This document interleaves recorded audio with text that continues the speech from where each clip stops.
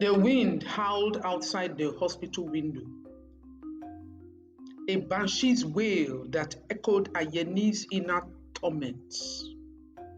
The storm's fury seemed almost sentient, as if nature itself was protesting an evil that had been wrought. Inside the dimly lit room, the antiseptic smell did nothing to mask the stench of impending death. Ayeni sat rigid in his chair, his gaze fixed on Bola's frail form lying on the bed. Each rise and fall of her chest was a small victory against the darkness encroaching around them. Bola, Ayeni whispered, his voice barely breaking the sterile silence. He reached out, taking her cold hand in his. He said, "I am so sorry." Bola's eyelids fluttered, and for a brief moment, her eyes filled with a mix of love and betrayal. "Why, Ayeni?" she murmured, her breath sorry, her voice barely more than a breath. "Why? Why? Why did you do this?" Ayeni's heart clenched. The weight of his guilt was almost unbearable. I had no choice," he stammered, his voice cracking. I was desperate." Tears welled up in Bola's eyes, spilling down her cheeks. She squeezed his hand weakly. "Ayeni, you will surely pay for this," she said with a strange calmness in her voice. "You will pay in ways you cannot imagine." Outside, the storm reached a fever pitch. The light flickered and then went out, plunging the room into darkness. Ayeni felt Bola's grip loosen, and then she was gone. Stone cold dead.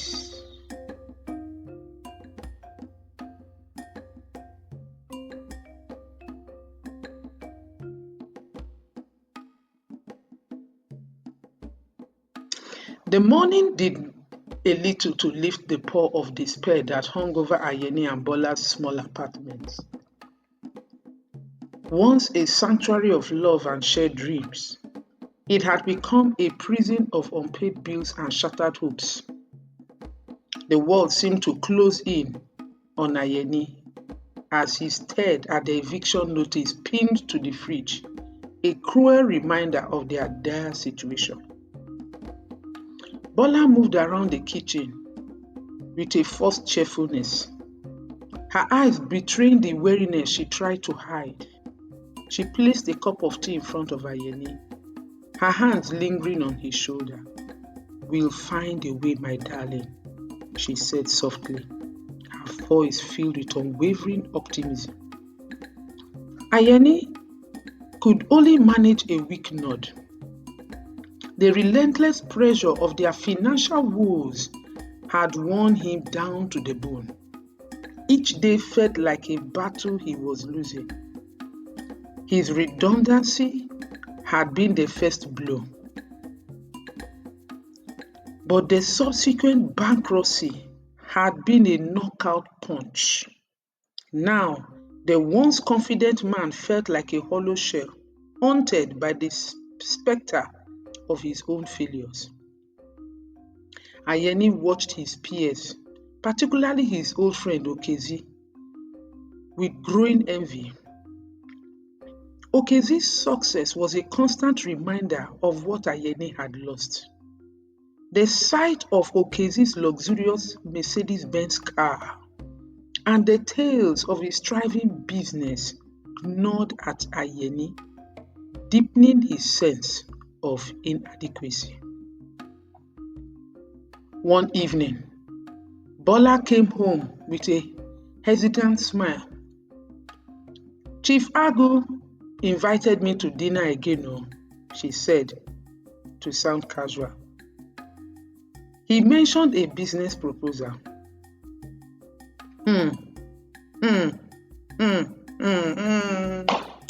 A surge of anger and dread coursed through Ayeni. He knew Chief Agu's reputation, a lecherous man who preyed on vulnerable women. The thought of Bola being around him made Ayeni's blood to boil. "You cannot go,"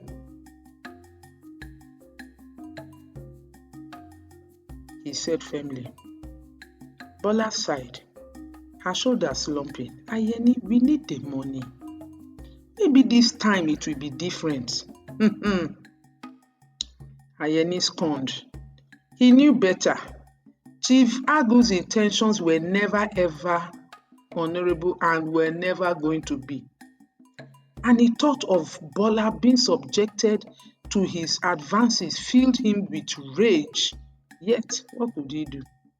They were trapped, and the walls were closing faster and faster. Desperation led Ayeni to seek out Okezi. They met at a bar that reeked of stale beer and lost dreams. Okezi greeted Ayeni with a wide grin, his eyes gleaming with a predatory glint. "Long time, my friend," he said, clapping Ayeni on the back. "What brings you here?" Ayeni hesitated, then took a deep breath. "I need help, Okezi. I'm at the end of my rope." Okezi's grin widened. "I thought you might say that. Come, let's go and talk somewhere more private, okay?" They moved to a secluded booth, away from the prying eyes of people. Okezi leaned in, his voice low and conspirational. "There's a way to get everything you want, Ayeni. Wealth, power, success. But it comes at a price." Ayeni's heart pounded, and he asked, "What kind of price?" Okezi's expression turned serious, almost predatory. "Loyalty to the cult. You must pledge yourself to Satan and make a sacrifice." "Yeah! God forbid!" Ayeni recoiled, a chill running down his spine. "Sacrifice?" Okezi nodded. "Someone you love. The more you love them, the greater the reward." Hey! Ayeni felt a wave of nausea. "I can't do that." "Okay." Okezi shrugged, a knowing look in his eyes. "Think about it, Ayeni. You're already losing everything anyway. This is your chance to turn it all around." "Well, but the choice is yours. Have a lovely evening." The days following this meeting with Okezi were a blur of fear and indecision. Ayeni's desperation grew with each passing moment. He could see the strain on Bola's face. The weight of their struggles etched into her features. Despite her unwavering support, Ayeni felt like he was drowning, and Okezi's offer seemed like a lifeline. One night, As they sat in the darkness of their living room when NEPA had taken light, Ayeni turned to Bola, his voice barely a whisper. I need to tell you something, my darling. Bola looked at him with concern in her eyes. What is it, Ayeni? He took a deep breath, his hands trembling. I found a way to solve our problem, but it is not without consequences. Okay? Bola listened with stunned silence as Ayeni explained everything. And when he finished, she stared at him, her face pale with shock. You can't be serious, she said. No, you can't do this. Ha! I have to, Ayeni said with tears streaming down his face. It is the only way. Hi. Bola's eyes filled with tears and she shook her head. Ayeni, please. Please, Ayeni. There has to be another way.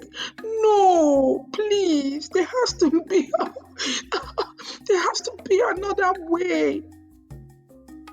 But there wasn't. And deep down, they both knew it.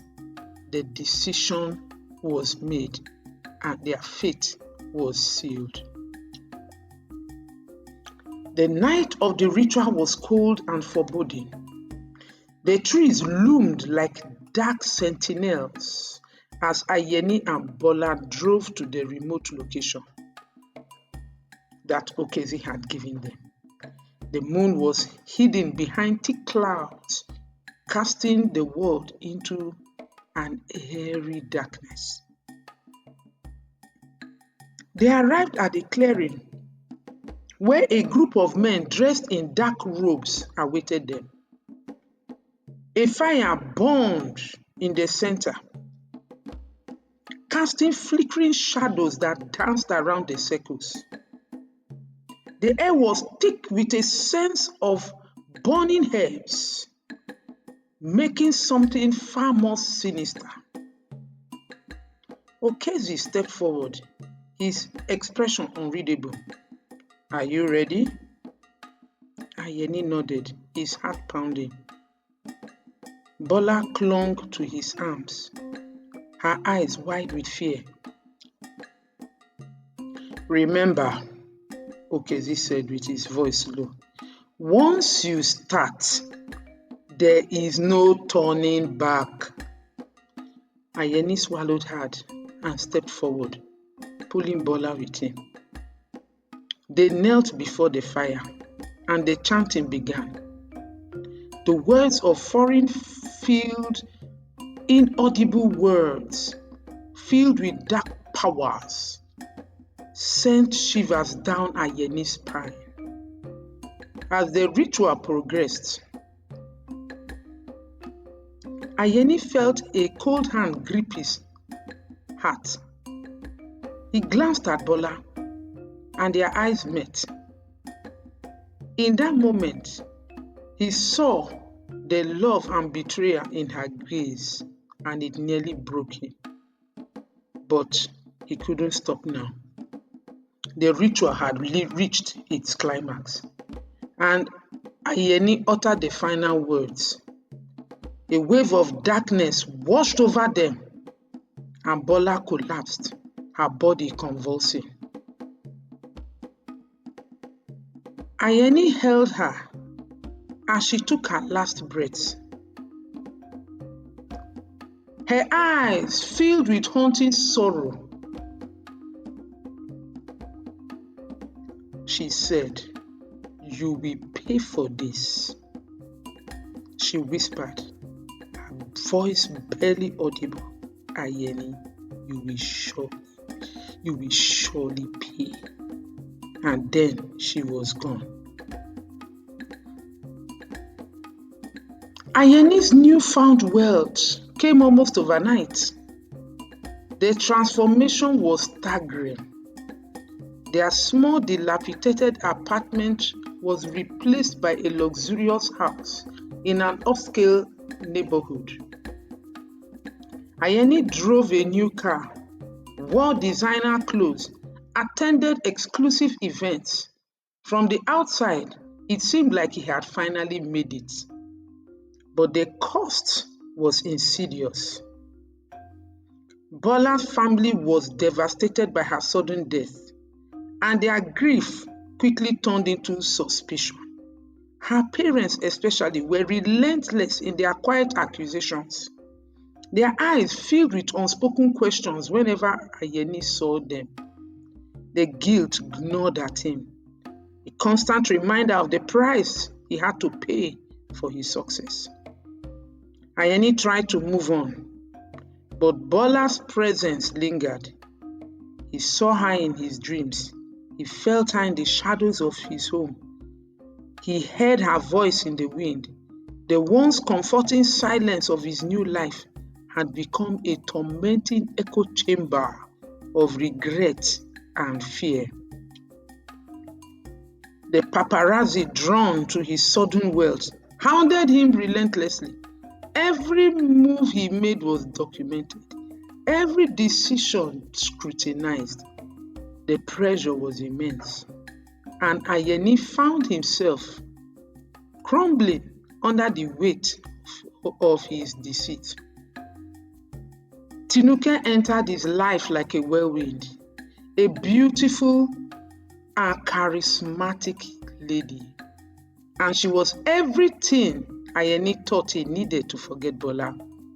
Their whirlwind romance culminated in a lavish traditional wedding. But even in his happiest moments, Ayeni could feel Bola's ghostly presence, a silent witness to his betrayal. On their wedding night, as Ayeni lay exhausted and drunk on the opulence around him, Tinuke fled, taking with her a substantial portion of his wealth. The betrayal was a harsh blow, but it was nothing compared to the horror that awaited him.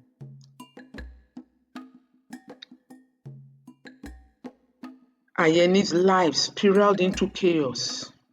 The betrayal of Tinuke was just the beginning. Bola's ghostly presence became more and more pronounced. Her appearances more frequent and terrifying. Ayeni found himself unable to sleep, haunted by nightmares and visions of his deceased wife.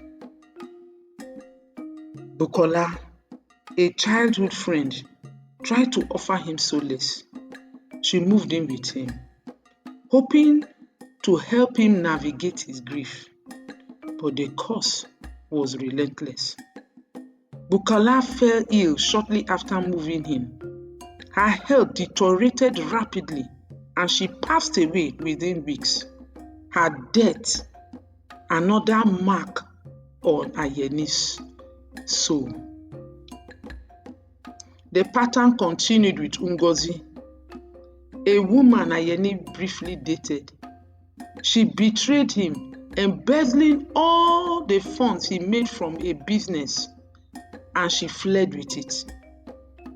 And her betrayal was followed by a tragic accident. Her life cut short in a brutal car crash. Ayeni's mental state deteriorated rapidly. He became paranoid, distrustful of everyone around him. The once confident man was now a shadow of his former self, consumed with guilt and fear. Desperate for answers, Ayeni confronted Okezi. The meeting was tense, filled with accusations and denials. In a fit of rage, Ayeni killed Okezi, a desperate act that not only deepened his descent into madness, but filled his life with more turmoil, more fear.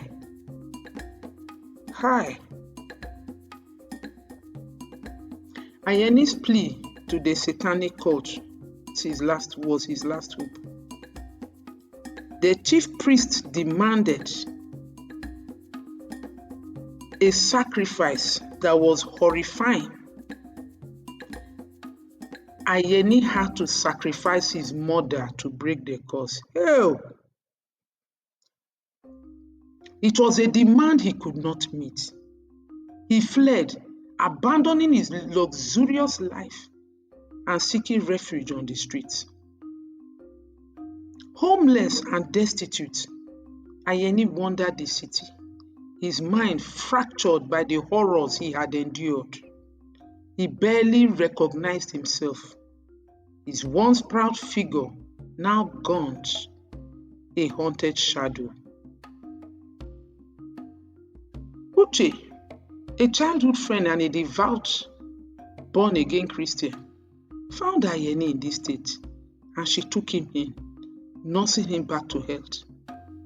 Her unwavering faith and compassion provided Ayeni with a glimmer of hope. And under Uche's guidance, Ayeni found solace in the evangelical church, and the community embraced him, offering forgiveness and a chance at redemption. Ayeni's confession to Bola's mother was a turning point, a moment of profound sorrow and catharsis. Oh, one day his mother went to Bola's grave, and she wept and wept and wept sore at Bola's grave, begging for forgiveness. Ayeni's heart ached with regret and sorrow, but a small spark of hope flickered within him. Ayeni's journey towards redemption was fraught with challenges, but yet the church community provided the much needed support he needed. But man, the road to forgiveness was long and arduous. Ayeni dedicated himself to helping others.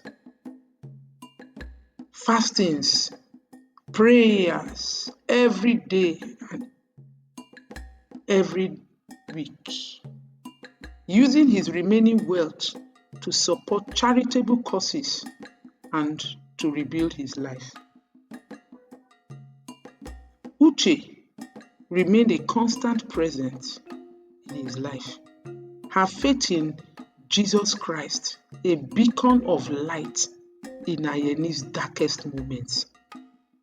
Together, they worked to mend the fractures in his soul, piece by piece.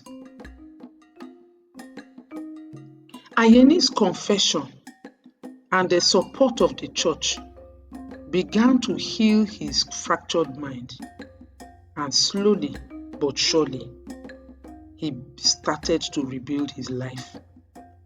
But the memories of Bola and the horrors he had unleashed would never fully leave him. Each day was a struggle, but Ayeni was determined to make amends.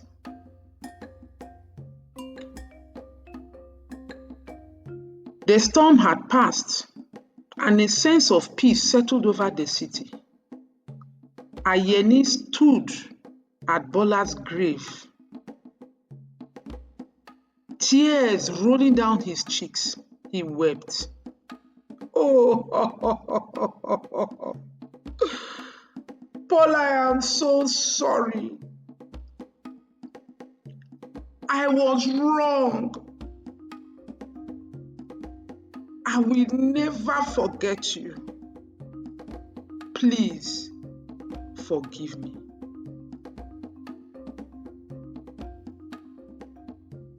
As he turned to leave, he felt a strong breeze, as if Bola's spirit was offering a final farewell. Ayeni smiled, a bittersweet feeling of closure washing over him. The debt that he could not pay The cost had been unimaginable. But now, he could move forward, but only one step at a time, seeking redemption for the rest of his days in his faith in the Lord Jesus Christ.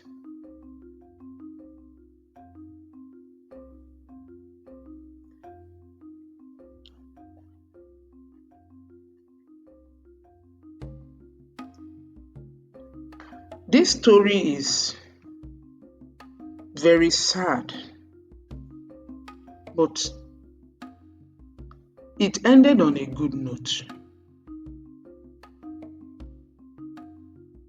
That Ayeni was finally able to get redemption. No matter how hard things may seem, do not allow the pressures of life to turn you into another man and make you take actions that you will regret for the rest of your life. Nothing the devil has to offer is good. There are always consequences. Ayeni suffered. Even the Okezi, who introduced him into the cult, died an untimely death. The Bible tells us to be content. The Bible tells us to have hope in God, that He will not allow us to be tempted beyond our ability to bear, and that God is not unfaithful. Even when we feel faithless, God remains faithful. So if you're at that point where you are feeling at a crossroad to do something terrible to make money, to do some criminal act, or perhaps even to commit suicide, stop. Look unto Jesus, the author and the finisher of your faith. I assure you, there is hope for you. All things will work together for your good. And God, by the Holy Spirit, will not only comfort you, but will help you to chart your way through life and to become a success. Thank you so much for listening. If you enjoyed this story, please subscribe to this YouTube channel. Support the channel to grow. Forward this story, the link, to all your friends and encourage them to also subscribe. I look forward to reading another story to you tomorrow. Enjoy your day.